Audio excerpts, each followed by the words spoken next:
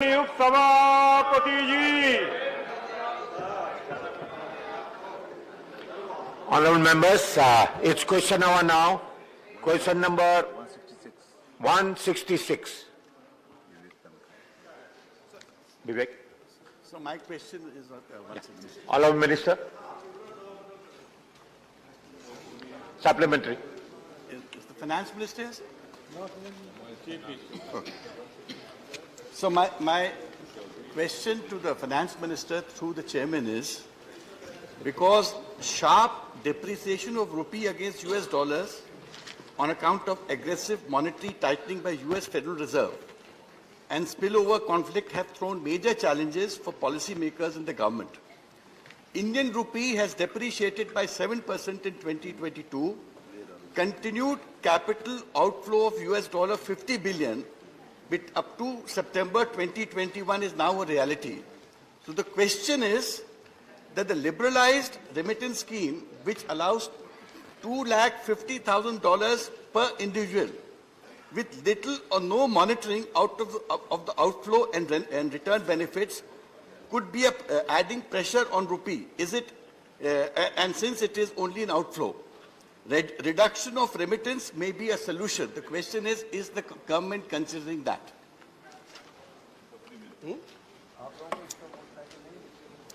Minister. सभापति महोदय, माननीय सदस्य ने बहुत ही उचित प्रश्न पूछा है और जहां तक सरकार का सवाल है, सरकार तमाम प्रयत्न कर रही है। अगर देखें तो रुपए में ही हो रही गिरावट को कम करने के लिए निम्न प्रयास किए गए हैं। एक्सटर्नल कमर्शियल बोरिंग के तहत पात्र बोरर्स को आरबीआई से संपर्क किए बिना पैसा जुटाने की अनुमति दी गई है। अब ऑटोमेटिक रूट से तहत जहां लिमिट 750 मिलियन डॉलर से बढ़ा करके 1.5 बिलियन से 2.5 बिलियन किया गया है। एनआरई का जमा राशियों का ब्याज दरों में बढ़ोतरी की अनुमति दी गई है।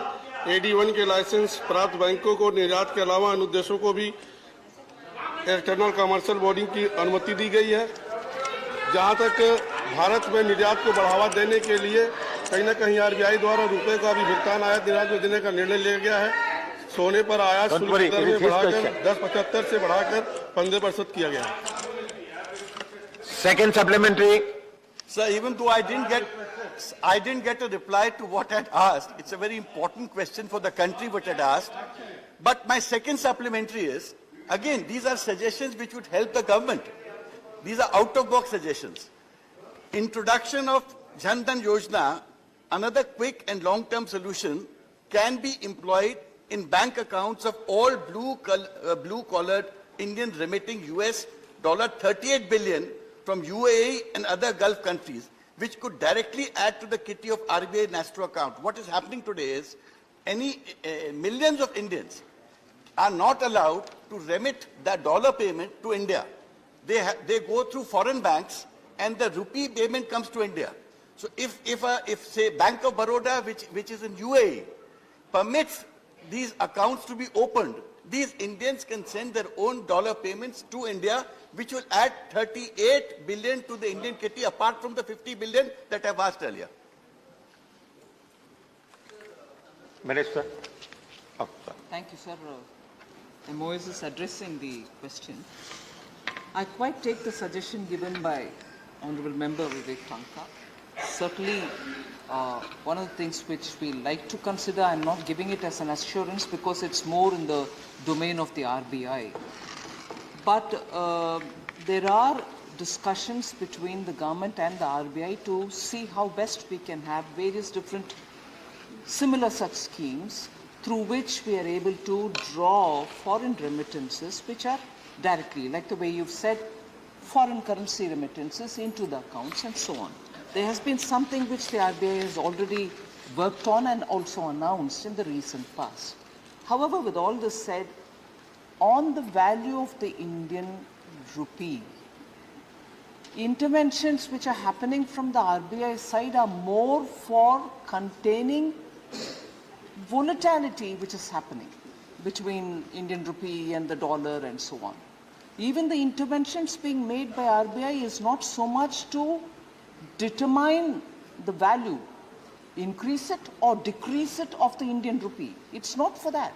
It is more to avoid the volatility and allow it to find its course, because it's free.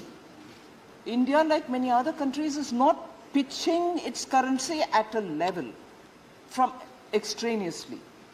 So the ways in which we want to strengthen having foreign currencies coming into India are very many, and RBI and the ministry are fairly engaged in it. I take your input, but of course for the parliamentary sake, I would want to emphasize that it is not an assurance Ministry of Finance is going to be able to give it.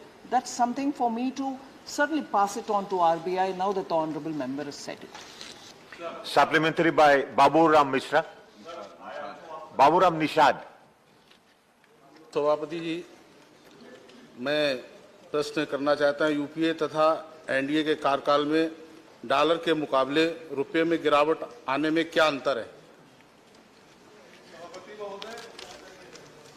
जहां UP के कार्यकाल में यानी 2004 से 14 में रुपए के मूल्य में कभी किसी वर्ष में लगभग 10 से 12% की दर से गिरावट आई थी, जबकि हमारी सरकार के कार्यकाल में 8 वर्षों में यानी 14 से लेकर अब तक एक वर्ष में कभी 7.8 अधिकतम रहा है।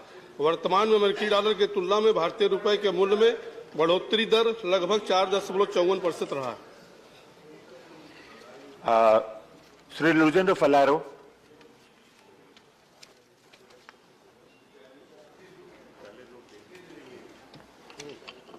Chairman, sir, I appreciate the reply given. But the fact is, for the last 6 months, the rupee has depreciated 28 times by 34%. I was reading today's newspaper, which says it will further depreciate.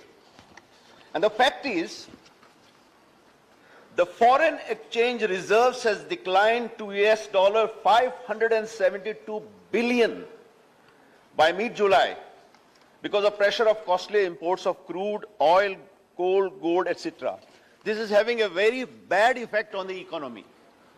Can the Honourable Minister assure us that something will be done immediately to arrest the collapse of a rupee? Thank you. First of all, a very senior member has raised a very important issue. There is no collapse of the rupee. I'm just picking up on what the Honourable Member has said.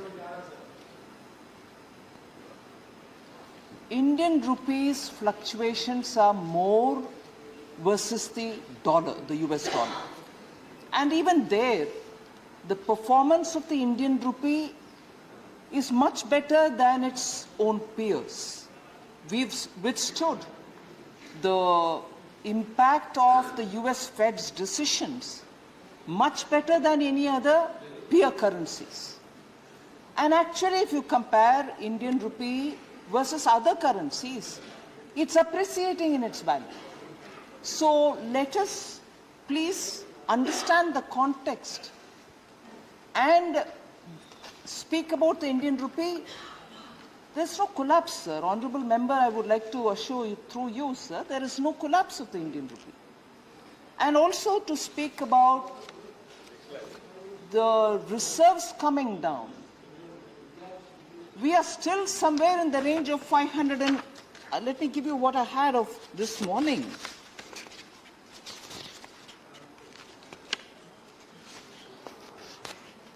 As of 22nd July, it was at 571.56 billions reserves.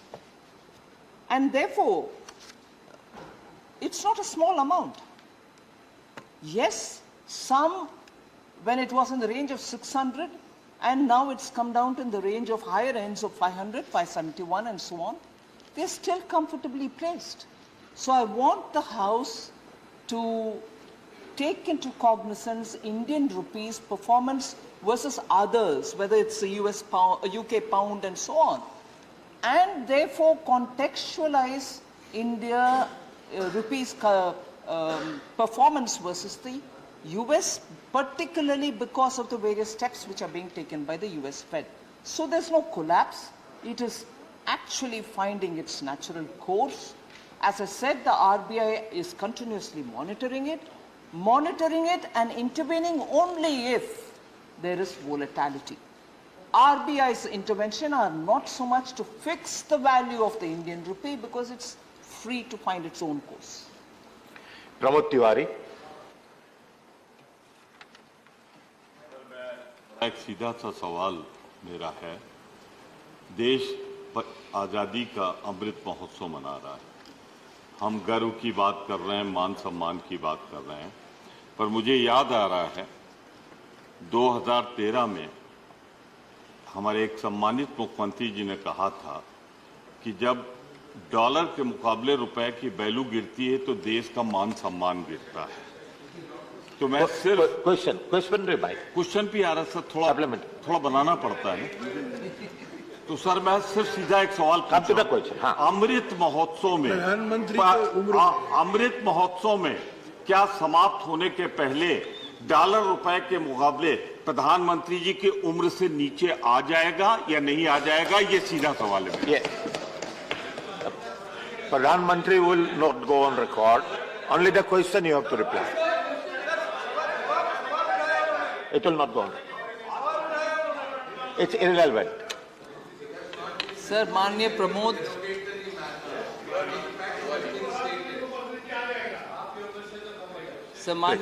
Pramod Tiwari ji बहुत senior है, वरिष्ठ है। मैं उनको याद दिलाना चाहती हूँ कि जब माननीय मुख्यमंत्री गुजरात तब की इंडियन करेंसी के ऊपर उनके अपने बयान दिए, इसलिए दिए कि बाकी सभी पैरामीटर्स के ऊपर भी भारत देश का हालात बहुत गंभीर परिस्थिति में आ गए, फ्रजाइल 5 में ले आए, इकोनॉमी फ्रजाइल 5 में एक हो गया था। सुनिए ना, जवाब तो सुनना चाहिए ना, प्लीज जवाब सुनिए, क्योंकि मैं प्रश्नों को ध्यान से सुनती हूं और जवाब देने के लिए कष्ट करती हूं, कोशिश करती हूं, मेरी जिम्मेदारी मानती हूं। सो प्लीज मेहरबानी करके सुनिए। तब की मुख्यमंत्री गुजरात और अब की प्रधानमंत्री जी तब ये बयान देने का कारण क्या है? इकोनॉमी में डबल डिजिट इन्फ्लेशन 22 महीने तक चला और कोई रुकावट नहीं था उसमें, फ्रजाइल 5 इकोनॉमी हो गया था उस समय, और भारत देश का इकोनॉमी सिर्फ वो टेपर ट्रांटम के वजह से इतना गंभीर हालत पहुंचे। आज देख लीजिए, पैंडेमिक है, पैंडेमिक से रिकवरी है, सेकेंड वेव है, ओमिक्रॉन है, यूक्रेन रशिया वॉर है, पूरे दुनिया के सप्लाई चेन तब पड़ा हुआ है, भारत देश का करेंसी अभी बरकरार और स्ट्रांग रह रही है, उसको ध्यान रखिए अमृतकाल में। Question number 167।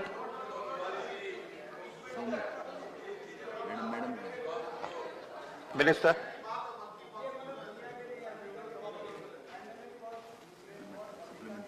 हमारी करेंसी गिर रही है। Supplementary. Thank you, sir. Sir, the states have been continuously demanding the union government to bring the proceeds of the cesses and surcharges into the divisible pool so that the states will get a greater share of devolution from the centre's net proceeds in order to meet their own social, human development and infrastructure commitments. I would like to know from the Honorable Finance Minister whether the union government shares its income from cesses and surcharges with the state governments to uphold cooperative federalism, and what prevents the union government in sharing the income generated through the cesses and surcharges with the state governments?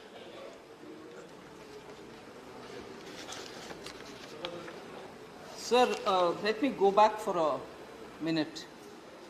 At the time of introduction of GST, the union government collected cesses, nearly 18 of them were also subsumed into the GST. So, literally, if 18 cesses went off into the GST, they are also getting divided according to the GST formulation. But post that, there are cesses certainly being collected. And cesses are spent through the states. The union government doesn't have anything with it, having collected the cess. So what are the cesses that we're talking about? The health education cess, secondary education cess, meaning primary, secondary education cess, health cess, which is they're combined, the GST compensation cess, and the road and infrastructure cess. I've given the details in the answer, so it's already on the table, so I wouldn't want to read every one of the numbers. But what I would like to draw the honorable members' attention is, for instance, between 2010-11 onwards to 22-23 on up to 23, the primary education cess plus secondary education cess plus health education cess.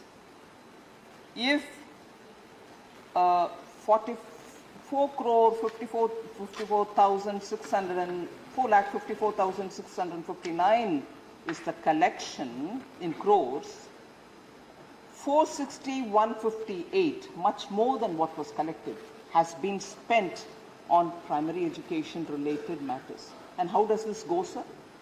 Union government, either through its budget or the collected cesses, goes through the cess central sector schemes and centrally sponsored schemes.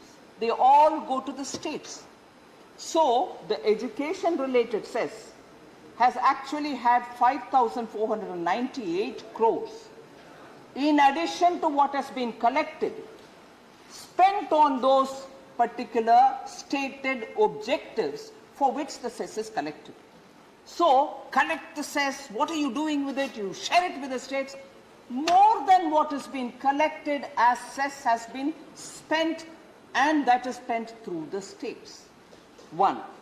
Second, sir, GST compensation is a cess which the GST Council has decided, and it is collected. Even there, from the central kitty, we've added only because we wanted to make sure that the money reaches the states earlier.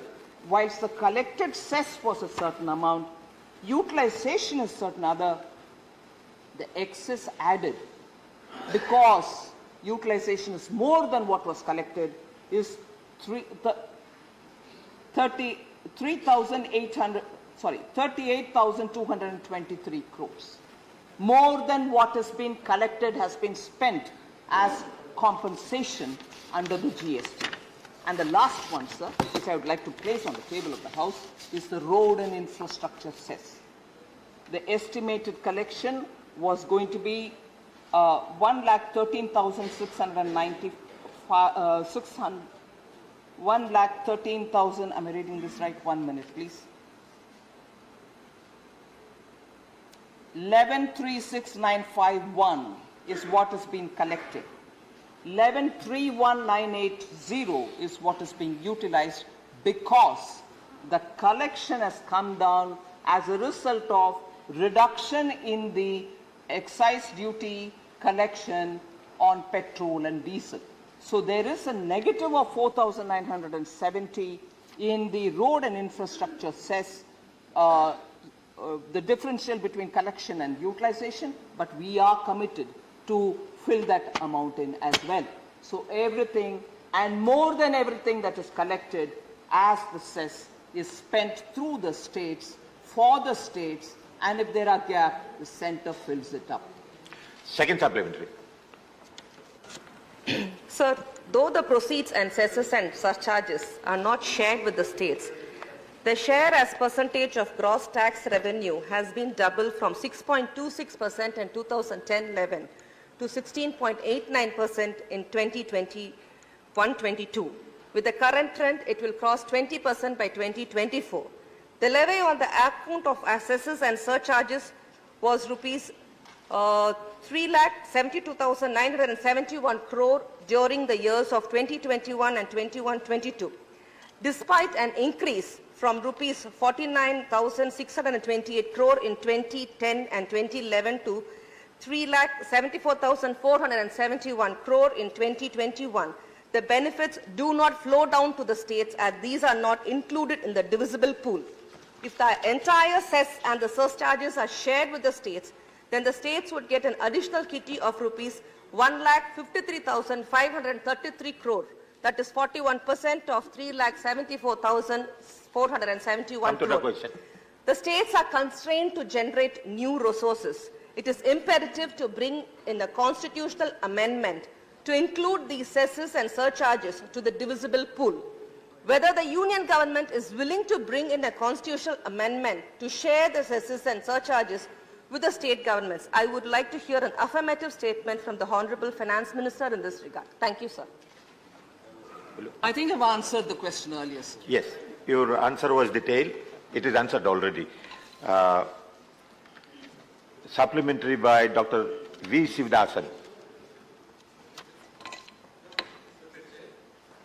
Of the GST, the Panchayati Raj institutions has faced a big loss of their income through the collection of the tax or cess from the entertainment sectors like cinema theatres, entertainment parks and other institutions. The huge amount of income of local self-government has been reduced because of the GST. So that is why I am asking to the ministry whether the ministry has any plan of a special assistance to the these Panchayati Raj institutions. If so, the exact amount of the assistance, please say the House.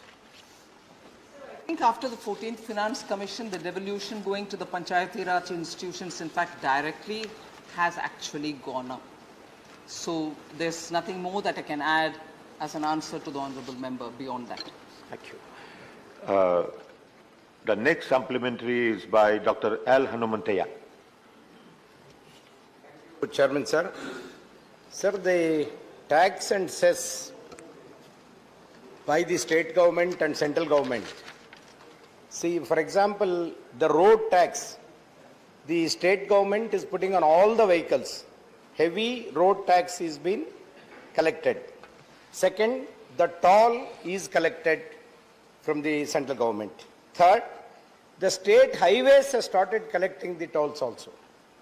So my question is, what is the deadline to stop either these cess or the taxes which is being collected by the governments, and whether there is a coordination between the state government and central government by applying these kind of cess to the customers, those who are paying double, triple on the same point, especially the road taxes which I am talking about. Thank you, madam. Normally, toll and toll-related issues are discussed with the road because the specific question relates to roads. The Ministry of Surface Transport and also the states do talk to themselves about the toll collection, any mismatches and so on. So at this stage, this is the reply I can give, but if there's more, I'll have the Ministry of Roads talk to the Honourable Member. The next supplementary is by Jawahar Sarkar.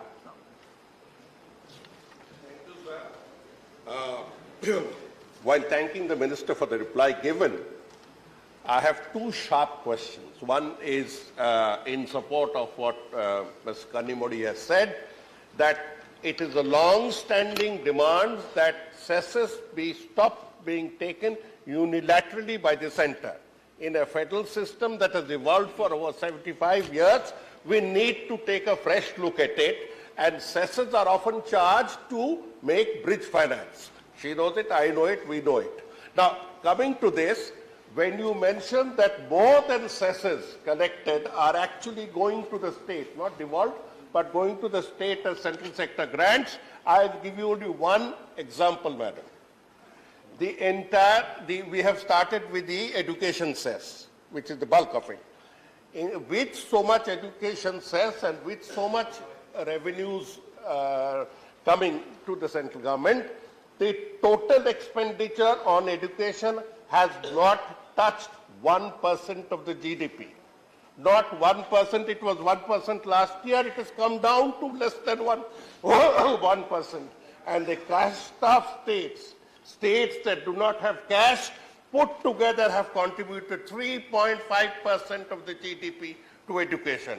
I am only appealing to you as somebody who's from a constituent from some state or the other, that can the responsibility be so lopsided? 3.5% by the states put together. Put your supplementary, Mr. Sarkar. The consideration of cess being used specifically to target those sectors that are falling short of the national demand, the long-term demand. That's all. Thank you. So, the question brings in so many elements which are not strictly in the domain of the finance ministry. National demand may be anything. National demand can be anything from one section of the society versus another. I have no disputes with it. But I'm here to talk about the quantum of cess that we've collected, the purpose for which it was collected, and has it been spent or not. I've answered that question even for the Honorable Member Kanimuri. Now, if there are questions related to is it 1%, is it 2%, very well asked. But my question does not pertain, the core question does not pertain to any of this. The next question, 168.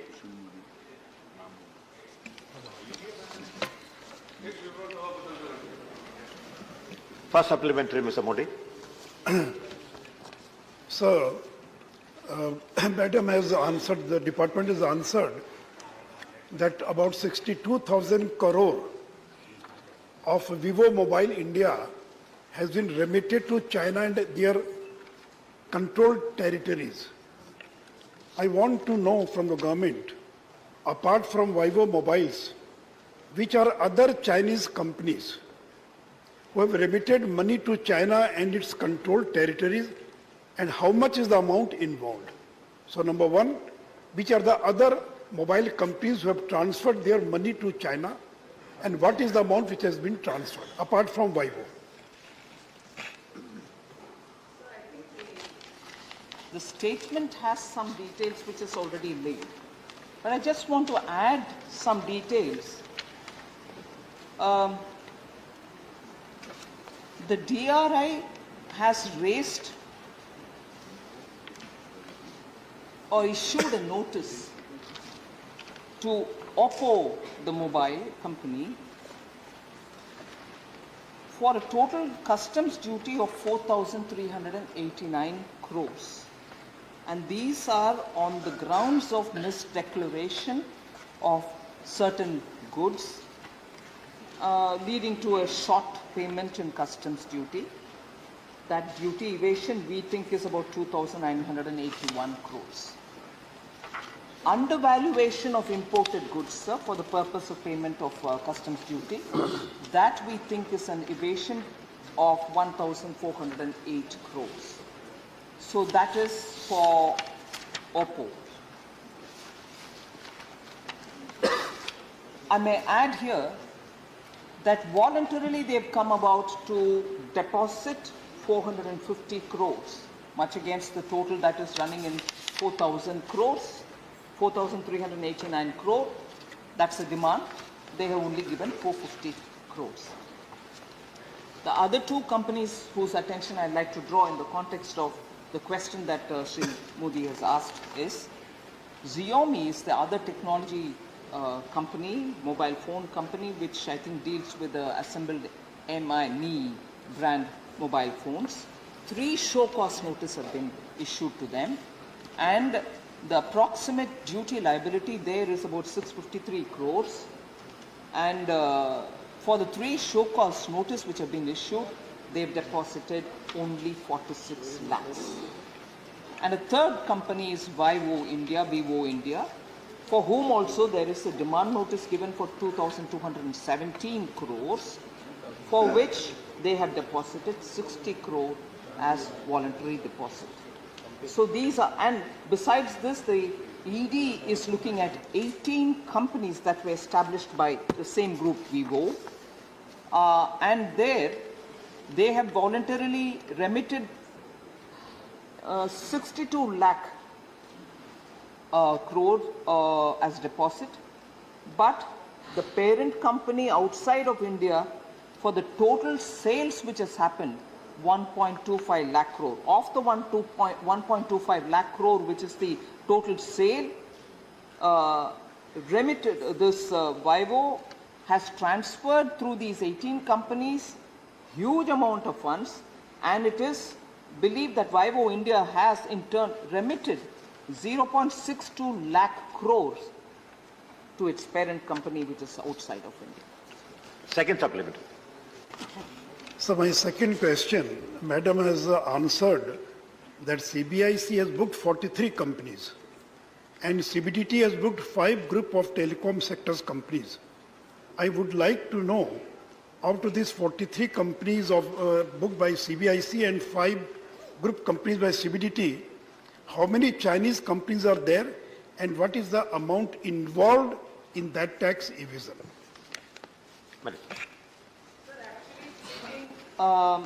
There are DRI investigations on very many telecom companies. In the 43 companies, there are mixed quite a lot of companies of different shareholding, different country of origin and so on. But I would just want to draw at this stage the attention of the Honourable Member for the duties that we are levying on them. Customs duty, there are about 68 cases totaling to 1,342 crores. GST related evasion matters 591 crores and service tax related evasion 5.58 crores. The CBDT and also the CBIC are all acting on that. Next supplementary. Sir Sujit Kumar, supplementary. Honorable Member Sushil Modi's question highlights a very important concern, and my question is not strictly connected to that, but it has wider connection to that question, so I seek your indulgence. Sir, in recent months, we have had many newspaper reports of many dubious digital loan apps, and as per these reports, most of them have links to China, and these are backed by Chinese entities. Sir, I'll give an example, and they do not follow the RBI guidelines while lending these unscrupulous loans. I'll give an example, sir. In recent months, there was a request from Government of Odisha Economic Offences Wing, and based on that, there was a lookout notice for a Chinese national called Miss Yu Li, who ran a chain of loan apps, digital loan apps, having funny names, Jojo app, Yovo app, Golden Lightning app, and there were 1.5 lakh downloads in the state of Odisha alone. And this is not a Odisha specific challenge and concern, sir. It has concerns across the country. And given the state of financial literacy in our country, I think this is a very significant concern. So my question to Honourable Minister is our regulatory framework not adequate enough to tackle this loan fraud apps, loan fraud cases, and particularly when these have Chinese origins and Chinese connections? Thank you. I know this does not pertain to the core question, but it is a genuine concern that the Honourable Member of Parliament has raised.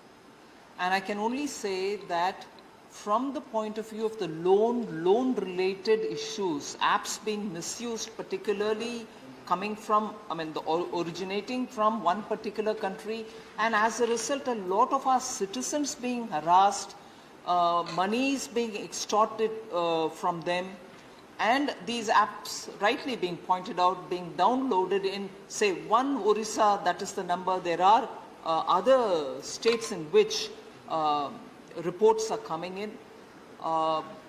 Ministry of Finance, Corporate Affairs, MeitY, and a few other departments, inclusive of Home, are all constantly discussing and working to ensure action is taken. I would only broadly indicate, not get into some specifics here, broadly indicate in the recent past, only a couple of months ago, particularly in the state of Telangana, a lot of people have been put to harassment, and in those actions have been initiated. That's not to say we are not taking action elsewhere. We are consciously taking actions against Indian citizens who have also helped in having these companies established, and what may be broadly defined as shell companies through which they are operating. So action in all these angles are being taken, but that is how far I can answer at this stage. Thank you. The supplementary by Vijay Sai Reddy.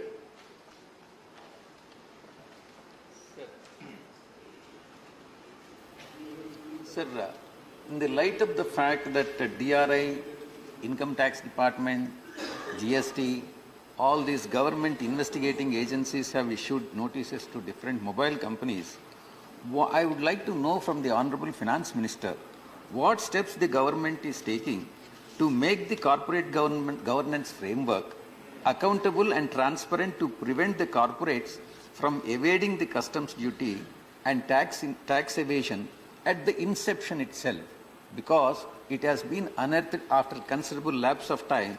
Now, therefore, the notices have been issued. This could have been avoided if at all it has been unearthed in the inception itself. And has there been any assessment as to how much money India has lost due to tax evasion by these corporates? And if so, please provide the details of the same, and if not, what are the reasons therefore for it? Thank you very much.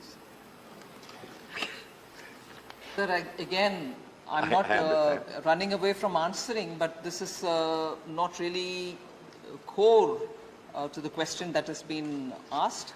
However, I can only say there has not been any assessment done by us about the total evasion because of these kind of things. And I take the Honourable Member's point about couldn't you prevent it by detecting it earlier? Yes, the systems probably will have to be improved to be able to detect it earlier itself. Thank you. Dr. Fauzia Khan. Thank you, sir. Sir, I would like to ask the Honourable Minister that the investigation in the case of the Oppo Mobile Telecommunications Corporation Limited is said to have further revealed that Oppo India had remitted or made provisions for the payment of royalty and license fee to various multinational companies, including those based in China, instead of using proprietary technology. The said royalty and license fees paid by Oppo India were not being added in the transaction value of goods imported by them, in violation of Section 14 of the Customs Act 1962, and the duty evasion by the mobile maker of this account came up to be around 1,408 crores. So what measures has the government taken or proposes to take on account of this?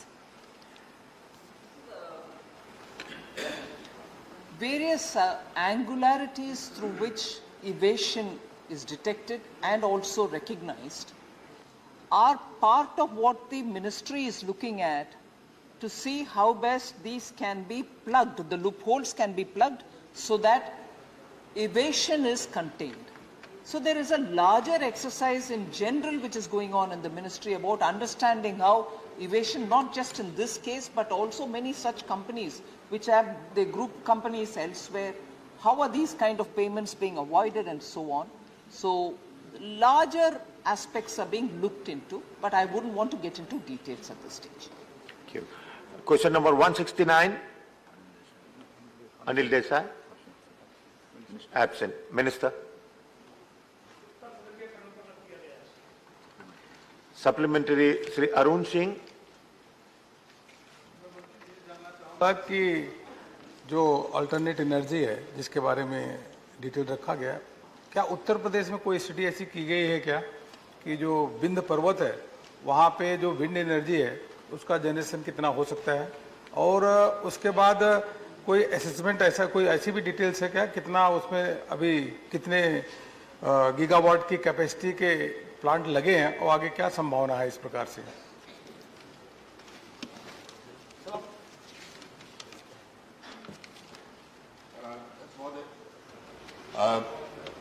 माननीय सदस्य ने जो सवाल उठाया है, तो हम लोगों का एक national institute of wind energy है जो कि जगह जगह सर्वे करता है कि कहाँ कहाँ कितना विंड पोटेंशियल है। वो स्पेसिफिक विंध्या पर्वत पर वो सर्वे हुआ या नहीं या उसका क्या निष्कर्ष निकले, ये मैं पता करके माननीय सदस्य को बता दूंगा।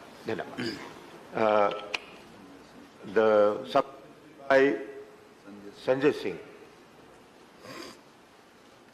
सर, मैं आपके माध्यम से माननीय मंत्री जी से जानना चाहता हूं कि आपने इसमें थर्मल पावर प्लांट्स के भी जिक्र किए हैं, लेकिन अभी पिछले दिनों एक आदेश जारी किया गया आपके मंत्रालय की तरफ से कि राज्य सरकारें यानी कि पंजाब सरकार में पिछली सरकारों ने खजाना खाली कर रखा है।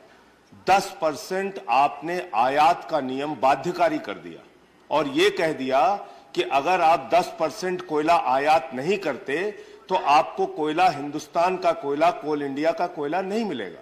मान्यवर, मैं आपके माध्यम से बड़ी विनम्रता पूर्वक मंत्री जी से जानना चाहता हूं कि जब कोल इंडिया ने साफ तौर पे कहा है कि 32% उसका उत्पादन बढ़ा है, यानी कि 32% प्रोडक्शन कोल इंडिया का बढ़ा है, फिर आप भारत का कोयला राज्य सरकारों को, पंजाब को, दूसरे राज्यों को क्यों नहीं दे रहे हैं? क्यों आप विदेशों से कोयला आयात करने के लिए राज्यों को बाध्य कर रहे हैं?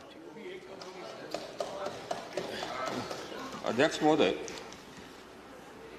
हम लोगों का जो एनर्जी कंजम्पशन है उसमें बढ़ोतरी करीब 21% हुई है पिछले कुछ महीनों में, जो कि एक रिकॉर्ड है। और ये जो बढ़ोतरी है, ये बढ़ोतरी शुरू से चली आ रही है। 13-14 में हम लोगों का कंजम्पशन होता था करीब 935 बिलियन यूनिट। आज वो बढ़कर करके हो गया है 1400 या उससे ज़्यादा बिलियन यूनिट। करीब 45% बढ़ा है। 2013-14 में जो था उससे 45% इंक्रीज किया है। आज पिछले कुछ महीनों में काफ़ी इंक्रीज किया है। तो कोल प्रोडक्शन इंक्रीज किया है, लेकिन उतना नहीं इंक्रीज किया है कि हमारा जो इंक्रीज डिमांड है उसको पूरा मीट कर सके। अगर हम आज के दिन में हमारा जो स्टॉक है वो करीब 23 मिलियन टन है डोमेस्टिक कोल का। अगर हम इसको ब्लेंडिंग नहीं करते तो हमारा आज ये स्टॉक रहता 7.8 मिलियन टन, यानी कि जो मिनिमम है उसके आसपास हम रहते। जो स्थिति आ गई थी पिछले अक्टूबर महीने में, जो सबको याद है, जिस समय कि 8 मिलियन टन घट करके हो गया था, तो उतने तक आया था। अभी भी प्रतिदिन जो एवरेज हमारे पिछले 3 महीने का रहा है, ये पिछले महीने या जो जुलाई खत्म हुआ उसमें प्रतिदिन जो हमारा कोयले का कंजम्पशन है और डोमेस्टिक कोल का जो अराइवल है उसमें करीब 1,20,000 टन का शॉर्टफॉल है।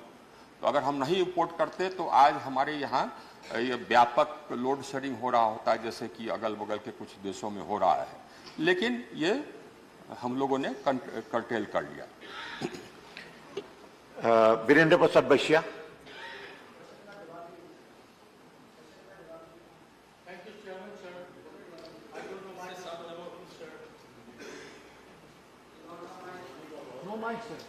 Yes, we are listening, please.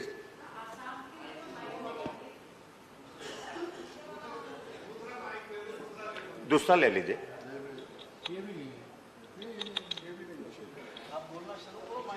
Button चालू कर दीजिए, व्हाइट बटन। हाँ। Honorable Chairman, sir, thank you. Sir, hydro power generation, thermal power generation, nuclear power generation and renewable power generation is the power generation sources of our country, sir. So renewable energy, power generation from the renewable energy is the core of the hour, sir. Developed countries like Germany, they have given goodbye to nuclear energy and they have given priority to renewable energy, sir. I want to know from Honorable Minister, in current financial years, how many money allocated for the development, for the renewable and the power generation from the renewable energy in our country, especially how many money you allotted in Ladakh. Ladakh is the place of our country where 35 days in a year, sunny days are there, sir. And I also want to know how many money is allotted for renewable power generation for the northeastern region of our country, sir. अध्यक्ष महोदय, ये तो इस प्रश्न से संबंधित नहीं था, उसका डेटा कलेक्ट करके मैं बता दूंगा, मैं डेटा करके बता दूंगा। लेकिन रिन्यूएबल एनर्जी कैपेसिटी एडिशन जो अभी निर्माणाधीन है, हमारा रिन्यूएबल एनर्जी कैपेसिटी, वो करीब ये हाइड्रो पावर निर्माणाधीन है 14,103 मेगावाट, सोलर पावर निर्माणाधीन है 48,700 मेगावाट, विंड पावर निर्माणाधीन है 11,560 मेगावाट। इतना हमारा अभी निर्माणाधीन है। लद्दाख में हमने योजना बनाई है करीब करीब 10,000 मेगावाट सोलर और विंड हाइब्रिड को स्थापित करने के लिए। उसके निष्कासन, उतने एनर्जी के निष्कासन के लिए हमको ट्रांसमिशन लाइन बनानी होगी। तो ट्रांसमिशन लाइन बनाने के लिए हम लोगों ने ये सर्वे वगैरह ये करा लिया है। बाय एंड लार्ज उसका जो एस्टिमेटेड कॉस्ट है वो भी आ गया है और उसमें कुछ हमको VGF देना पड़ेगा क्योंकि ट्रांसमिशन कॉस्ट कुछ अधिक है, तो उसका भी स्वीकृति हम लोग कर रहे हैं। तो जैसे ही ट्रांसमिशन लाइन हमारा ये बनने के कंप्लीट होने के कगार पर होगा तो हम अपना वहां पर क्षमता स्थापित कर देंगे। Question number 170. 70, sir. Minister. First supplementary. Sir, the WHO has flagged the LGBTQ community as high risk for contracting the illness. So I would like to know from the Minister, sir, through you, sir, whether the government intends to take any concrete steps specifically to address the already vulnerable group of LGBTQ, and if so, I would like to know the details. माननीय deputy chairman साहब, monkey pox disease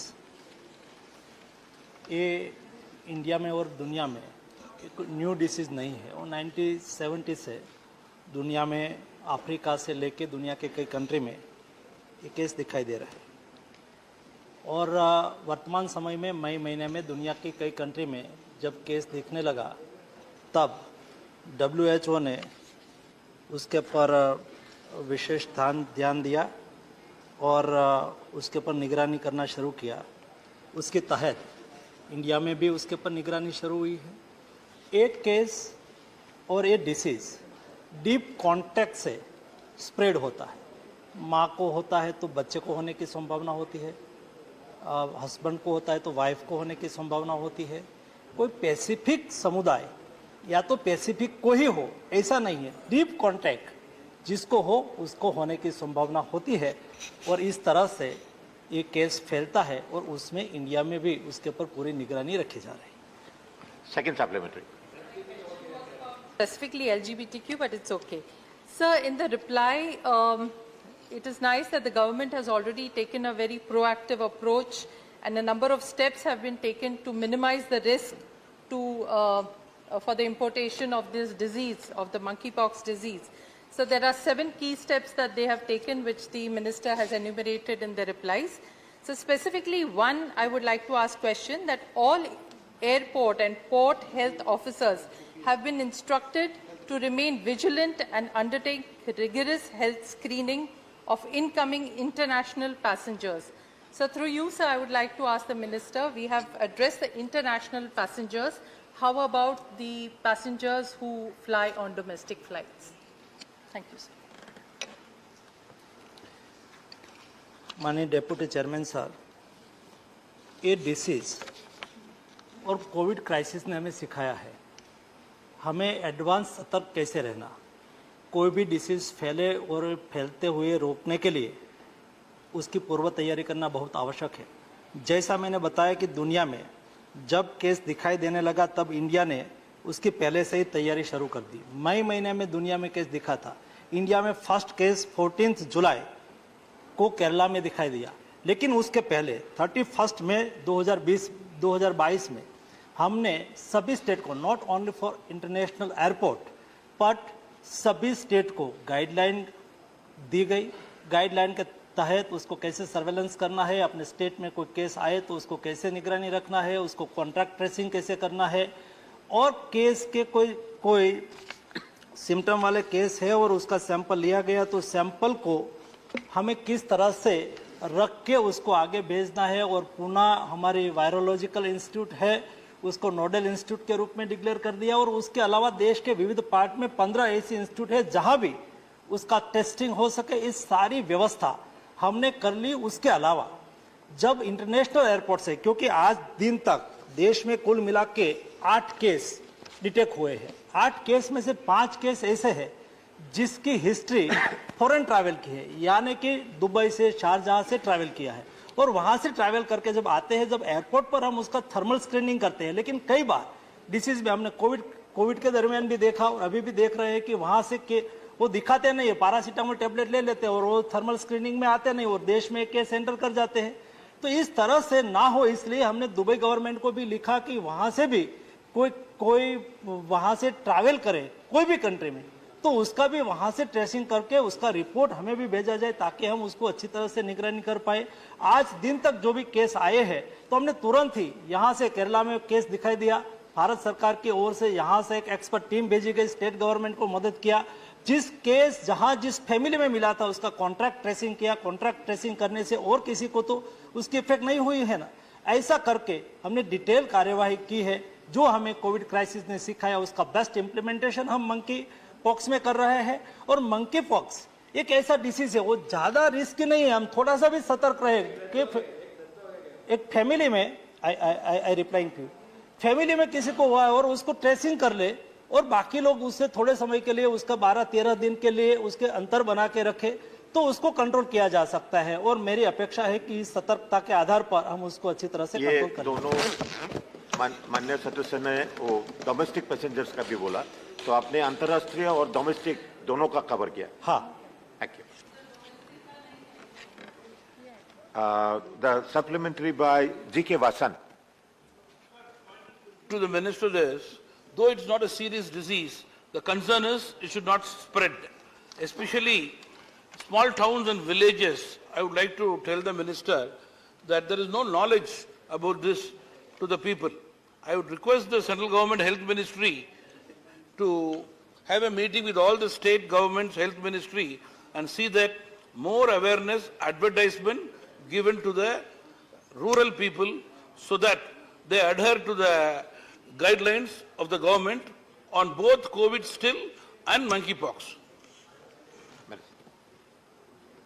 तो माननीय सदस्य ने बहुत महत्वपूर्ण questions rise किया है। स्वाभाविक है कोई भी डिसीज उसको हल्के से नहीं लेना चाहिए, उसको सीरियस ही लेना चाहिए और देश के कोई व्यक्ति का कोई भी डिसीज से मृत्यु न हो, हम सब चाहे। और मंकी पॉक्स डिसीज के संदर्भ में भी पब्लिक अवेयरनेस बहुत आवश्यक है। भारत सरकार की ओर से नीति आयोग के मेंबर के अध्यक्षता में हमने एक टास्क फोर्स भी बना दिया है। टास्क फोर्स के आधार पर वो समय समय पर उसका आकलन करते, स्टडी करते। मैंने भी और सभी स्टेट गवर्नमेंट को लेटर भी लिखा है, तब जाके अपने स्टेट में भी उसके अवेयरनेस के कार्यक्रम चलाए, पब्लिक को अवेयर करे। कई एक्सपर्ट लोग भी टेलीविजन के माध्यम से पब्लिक अवेयरनेस करके डीप कॉन्टेक्ट से ऐसे कोई संदिग्ध केस है तो उससे दूर रहे। दूर केवल इतना ही रहना है कि उसके जो नजदीक के लोग हैं वो उसके अंतर बनाए रखे, बाकी घबराने की आवश्यकता नहीं। कई बार ऐसा होता है कि कई लोग ज्यादा बोलने से, वैसा तैसा बोलने से पब्लिक में एक फियर आ जाता है, डर आ जाता है। एक केस के मंकी पॉक्स के संदर्भ में डरने की कोई आवश्यकता नहीं है। भारत सरकार की ओर से स्टेट गवर्नमेंट के साथ कंसल्टेशन करके, बातचीत करके पब्लिक को स्टेट कंट्री में अवेयरनेस किया जा रहा है ताकि एक डिसीज को आगे बढ़ते हुए हम रोक सकें। Supplementary by Santosh Kumar P. If you go through the globally reported 18,000 cases, the monkeypox is mainly affecting younger generation everywhere in the world. So have you noticed this? Because the older generation got vaccinated due to cowpox, smallpox, and similar kind of diseases. So younger generation are the most vulnerable section. So have you noticed this? And would you like to get them vaccinated as early as possible? माननीय deputy chairman sir, monkey pox वो small pox के नज़दीक का disease है और small pox के लिए टीका का रिसर्च हुआ था। मंकी पॉक्स के लिए अभी टीका का रिसर्च बहुत लिमिटेड रूप में किया गया है, या तो वो अभी एकदम limited studies on the efficacy and safety पर काम हो रहा है। केवल जब यूरोप में ज़्यादा केस दिखाई दे रहा है, आज कुल मिला के दुनिया में 78 कंट्री में 18,000 केस आइडेंटिफाई किए गए, उसमें से 5 से 6 लोगों की मृत्यु हुई है। और जहां एक केस ज्यादा दिखाई दे रहा है, एक कंट्री में एक अभी कोई उसका डिटेल स्टडी नहीं हुआ है, लेकिन एक अंकारा जो एक स्मॉल पॉक्स का वैक्सीन था उसके नजदीक का एक वैक्सीन वो आज लगाना शुरू किया है। कॉन्ट्रैक्ट ट्रेसिंग करके जो नजदीक के लोग हैं उसको लगाया जाता है, लेकिन वो डिटेल स्टडी करके बना हुआ वैक्सीन नहीं है। और WHO ने भी कहा है कि उसका सार्वजनिक वैक्सीनेशन करने की आवश्यकता नहीं है। जहां कोई ऐसा केस आइडेंटिफाई किया जाए तो उसका कॉन्ट्रैक्ट ट्रेसिंग करके नजदीक वाले लोगों को वैक्सीनेशन करना है। वो यूरोप में हो रहा है, इंडिया में भी ये वायरस को, मंकी पॉक्स वायरस को आइसोलेटेड हमारे साइंटिस्टों ने कर लिया है और उन्होंने ICMR ने एक एक्सप्रेस ऑफ इंटरेस्ट भी फ्लोट किया है, जैसा कोरोना वायरस के लिए किया था। जब पहले वायरस को आइसोलेटेड किया जाता है, आइसोलेटेड करके रिसर्च और उसका मैन्युफैक्चरिंग प्रोडक्शन के लिए उसको और इंस्टीट्यूट को बुलाई जाती है। ऐसी सभी देश की इंस्टीट्यूट के लिए एक एक्सप्रेस ऑफ इंटरेस्ट फ्लोट किया है। उसके आधार पर जो भी हमारे इंस्टीट्यूट, जो भी हमारे साइंटिस्ट आगे आएंगे, उसको आइसोलेटेड किया हुआ वायरस उसको दिया जाएगा ताकि वो देश में ही मंकी पॉक्स वैक्सीन का रिसर्च कर सके और बना सके। माननीय डिप्टी चेयरमैन साहब, ये देश की ताकत है और क्षमता भी है। जैसे हमारे साइंटिस्ट पर हमें भरोसा भी है, यही साइंटिस्ट ने, हमारे देश के ही साइंटिस्ट ने कोरोना वायरस को आइसोलेट करके रिसर्च भी कर लिया और मैन्युफैक्चरिंग भी कर लिया था, वैसे ही मंकी पॉक्स वायरस को आइसोलेटेड किया गया है और भविष्य में उसका रिसर्च करके वैक्सीन भी हमारे साइंटिस्ट बनाएंगे, ऐसी हमारी अपेक्षा है और मुझे विश्वास है कि हमारा देश उसके पर खरे उतरेंगे। जोश के मनी।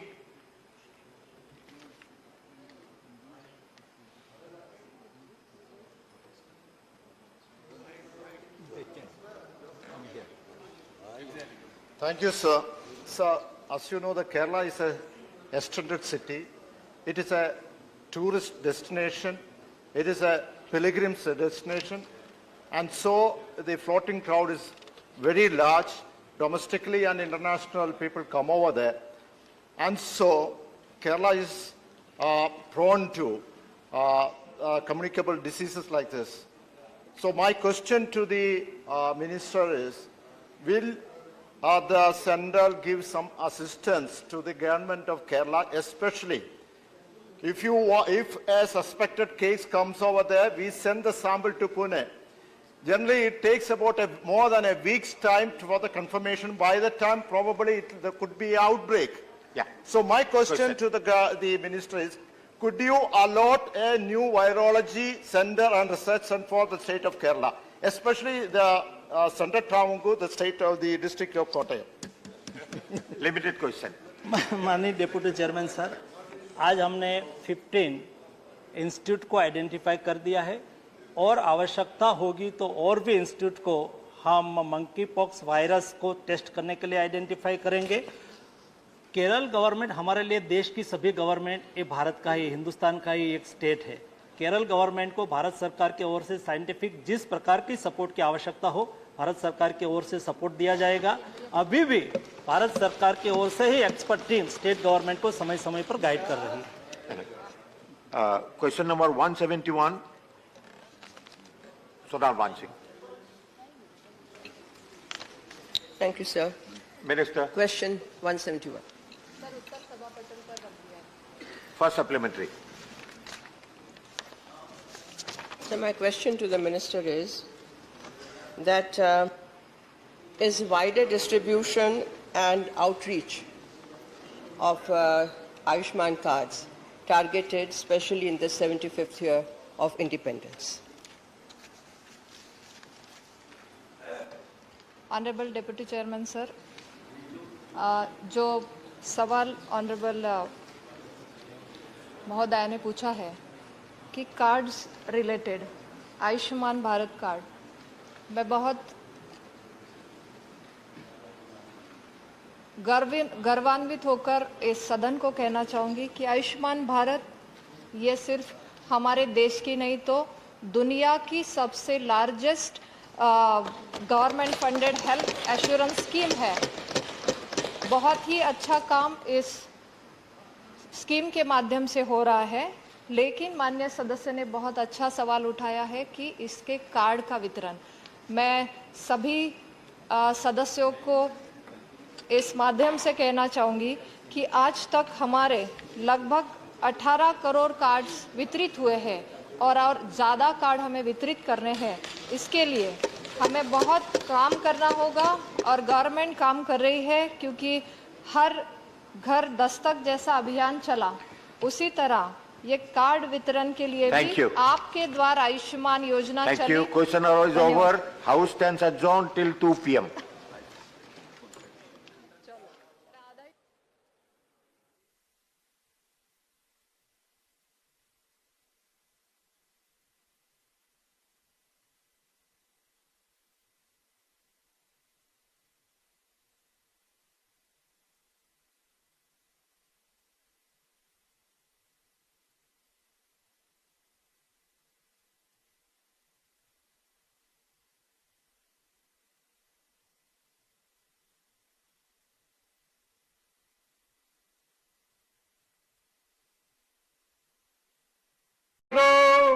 माननीय सभापति जी। Honorable members, it's question hour now. Question number 166.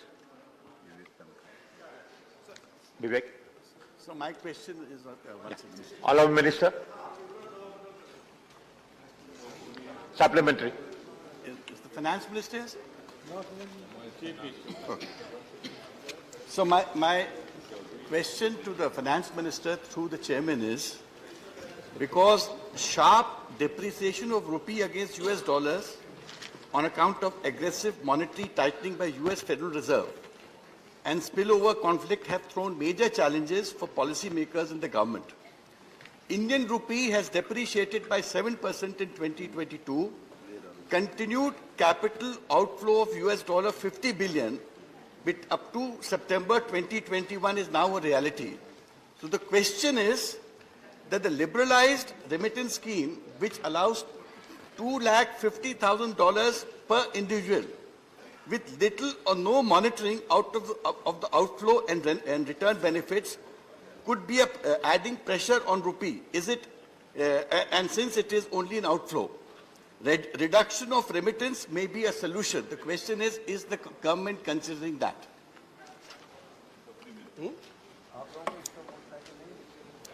Minister.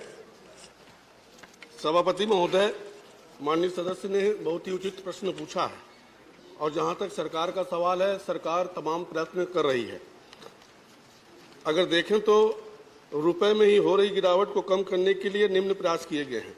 External commercial boring के तहत पात्र बोरर्स को आरबीआई से संपर्क किए बिना पैसा जुटाने की अनुमति दी गई है।